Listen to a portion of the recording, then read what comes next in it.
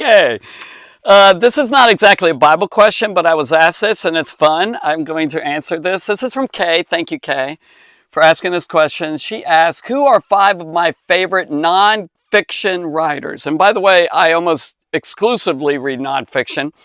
Once in a while, I read a bit of fiction, but I love the other a lot more. Who are 5 of my favorite nonfiction writers on Christian theological topics, which is basically all I read. I have a ton of biographies, but I haven't read much of it. I've dipped on this and that. And by the way, all these books back here, and you can't see it, but there's a whole wall of books, top to ceiling to floor here, books, whole shelves. In my living room, the whole wall is from ceiling to floor. Books, books, books, hundreds and hundreds, probably thousands of books here. I have a library, a small one. And by the way, that's because of a couple that did that. They helped design that when they renovated this house, when I bought this house. And I love them to death. They didn't charge me anything but for the parts, the material. Isn't that amazing? They did a ton for me, and they wanted to invest in me and my ministry. And I'm going to mention their names, Dwight and Gina. What a wonderful, beautiful couple, a model couple in Cincinnati. I love them to death. So just terrific couple there. Anyway, it says, what's that? The rest of that, 5 of my favorite non-Christian writers on Christian theological topics from any time period. And I'm glad she added that. And then let me say the part 2, specific titles of particular books of theirs that I especially like. Also, I could answer that.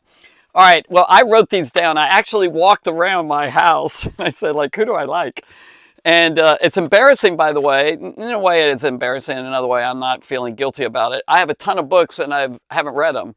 Now, I have dipped in all of them. I buy a book, and I dip some in it. And a lot of them got great prices on, so I didn't pay full price. And some were given or whatever. But this is a great collection, but I've dipped on them. And I have a philosophy, actually, that I'm going to be judged on not what I know, but how I've done and what I know, it's doing, which is more important. So if you look at my life, if someone will look at it, I'm more doing, going at it, trying to serve Christ. And then maybe if I retire, when I retire, whatever, I'll just read and write. I'll try and get all these books. And I don't feel guilty because the books are not wasted, because when I die, I'm going to write in my will that I want to donate it to some church or a hungry pastor or something that really wants it. So anyway, little philosophy there. All right, so some of my writers, I actually wrote 7 of them besides 5 or something. These are not in particular order, so I wouldn't put it numerically, but bullets probably. It depends on what I'm in the mood for or whatever. One of my favorites is Charles Finney. He's definitely controversial Christian there. Some people don't even think he's a Christian because of what it seems that he taught. But I love that writer. He's really helped me. God used him immensely in my life.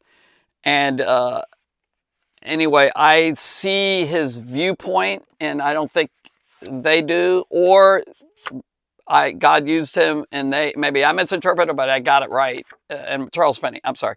Charles Spurgeon, which, by the way, one is believes you can be saved, one saved, always saved. The other one didn't believe that. Well, they, in that time period, they weren't antagonistic about it. They weren't hostile, but they definitely disagreed. But I love Charles Spurgeon. Now, I don't have any particular books of his. I have a lot of books of his, but I mean, it's more sermons. I dip in his sermons, which is really wonderful, magical almost. It's wonderful. Andrew Murray, definitely, is a writer I love. I probably have most of his collection, and I can say I have read 1 or 2 of all the books I have, the whole thing, So, and later I'll tell you some of the listing of what I like in these guys. Alfred Edersheim, I'm sorry, I don't know how to pronounce his name. I think he's Jewish. He was a Christian Jewish person. Oh, I love him, his writings. Alfred, and then also along with him is Joakim Jeremias, these guys are deep writers. Time period, I do want to mention something so I don't forget this. If you'll notice, every one of these writers were 1800s or 1700s or whatever, back when. And there's a reason for it. And I'm not trying to knock, the contemporary writers. And this goes along with the lyrics of songs nowadays. They're precious people of God. These are my brothers and sisters. I'm not going to knock them. Nevertheless, there's a difference overall. Now, there's exceptions. There's exceptions to the writing, the authors. There's exception to the music today. There's some incredible music coming out, and I kind of like, because, and well, Gordon, you're old fashioned. No, there's a difference between meat and milk toast and all. And these are precious and good. I'm not saying it, and they're right, a lot of it, but I just know there's a difference. Read the older writers and you'll see the difference. Sorry, there's just depth to it.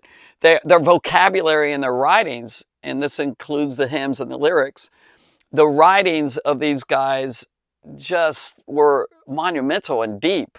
Just great stuff. I read a lot of contemporary, or some, I should say, contemporary. Whenever I've read it, it's like, it's okay. Yeah, it's okay. Yeah, that's right. But that's nothing that I can sink my teeth into. There's a real difference. I'm sorry. Overall, here's commentaries. I have tons of different commentaries. These shelves, by the way, everything is all divided up into sections like a library. There's books on the Spirit of God. There's books on prayer there. There's books on this and the healing. The whole shelf on healing. All kids materials. For you who don't know, I work with children, so I have a whole section of 1, 2, 3, 4, 5, 6, 7 shelves of books on kids and youth ministry. And then these are all sorts of other theological things and blah blah blah. So. All right, let's see. Albert Barnes, I was going to mention him. I love Albert Barnes. Simple, but I like him. He really did a good job in his commentary. He got up at like 5 or 4 or 5 in the morning till 9 o'clock before he did pastoring work, and he wrote like all these commentaries.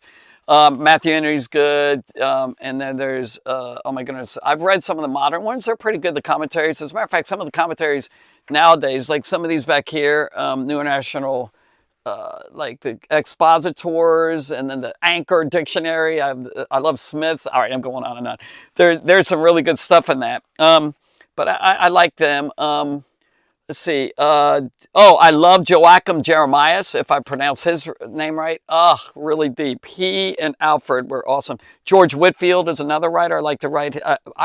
Let me name books. C.S. Lewis, of course. He wasn't that far back. He was his last century. So I have read some of his books, and some of it, not all of it. By the way, one particular writer that wrote one book that I just life transforming is Rees Howell, a coal miner who wrote a book called The Intercessor, or it's about him actually, is about Rees Howell. All right. Here's my one fiction that I do want to throw in there. I've read some books, fiction books. One of them that would maybe be surprising to some people, and I don't agree with his racist stuff, so people don't turn me off here. But he was in that time period, and I don't like it. But the other part of what he says, oh my goodness, in his fiction was Edgar Rice Burroughs, the originator of Tarzan. Can you believe that? It's funny, but yeah, some of his writings are really intriguing. His imagination and all, and the way he uses language is really well put. Let's see. Charles Finney, Systematic Theology. I didn't read all of it, but I read 2/3 of it, over half, I would say. And then my favorite writer for fiction. If I had to throw all the fiction, I only have a small section in my living room. If I were to throw all fiction away and throw all the fiction books away in the world, and I haven't read much of them, there was probably some that are better. My favorite one that I've read, and the deepest impact one that I've read, was from Victor Hugo, Les Miserables. And I don't know how to say that in French or something. I hope that's right. Les Miserables. I'm sorry, I don't know. All right, so here's the specific books that I like. Charles Finney's Systematic Theology. Charles Spurgeon, a lot of his sermons, so I don't have any specific book. Andrew Murray, several books that I've touched on. I'll give you 3 or 4 that I really like. With Christ in the School of Prayer. That's really good. Another one was it Abiding in Him or Abiding or something? I can't remember the title. Waiting on God, that was really good and life transforming.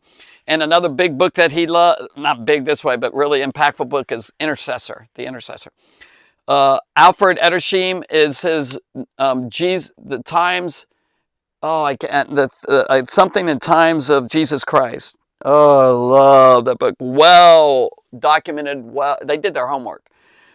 See, these older writers, a lot of you can tell they've done massive amounts of reading. That is really good.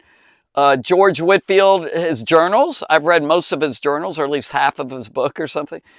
C.S. Lewis, I've, of course, oh my goodness, Mere Christianity, Screwtape Letters. I'm almost finished with that. I love a lot of his writings there, The Problem of Pain. I think that's it. All right. So thank you for asking that question. God bless you. If you have any questions, by the way, that you like, Bible questions, write them in the comments. Love to hear from you. All right. Thanks, Kay. God bless.